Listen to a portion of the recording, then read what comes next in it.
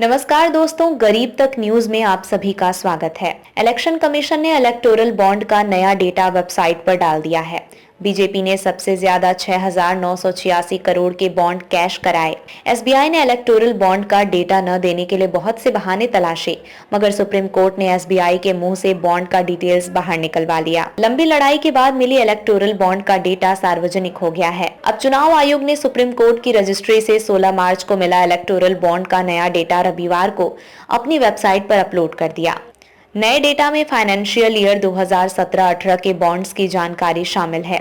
आपको बता दें कि आयोग ने 14 मार्च को 763 पेज की 2 लिस्ट में अप्रैल 2019 के बाद खरीदे या कैश किए गए बॉन्ड की जानकारी वेबसाइट पर अपलोड की थी।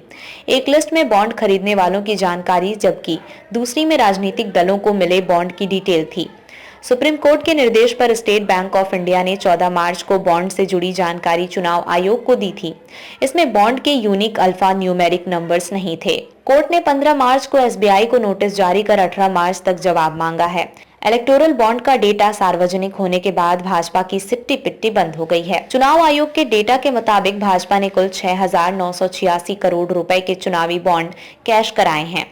इतनी बड़ी रकम चंदा के रूप में कलेक्ट करना भाजपा को अब इस चुनावी समय में बहुत महंगा साबित हो रहा है। 15 फरवरी 2024 को सुप्रीम कोर्ट ने राजनीतिक फंडिंग के लिए इलेक्टोरल बॉन्ड स्कीम पर तत्काल प्रभाव से रोक लगा दी थी। सुप्रीम कोर्ट ने कहा था, ये स्कीम असंवैधानिक है। बॉन्ड की गोपनीयता बनाए रखना असंवैधानिक है। ये स्कीम सूचना के अधिकार का उल्लंघन है।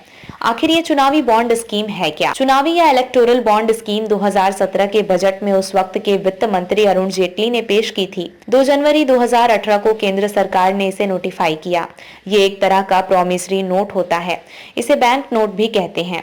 इसे कोई भी भारतीय नागरिक या कंपनी खरीद सकती है। लेकिन ये चुनावी बॉन्ड स्कीम विवादों में क्यों आई? 2017 में अरुण जेटली ने इसे पेश करते वक्त दावा किया था कि इससे राजनीतिक पार्टियों को मिलने वाली फंडिंग और चुनाव व्यवस्था में पारदर्शिता आएगी, ब्लैक मनी पर अंकुश लगेगा। वहीं विरोध करने वालों का कहना था कि इलेक्टोरल बॉन्ड खरीदने वाले की पहचान जाहिर नहीं की जाती है।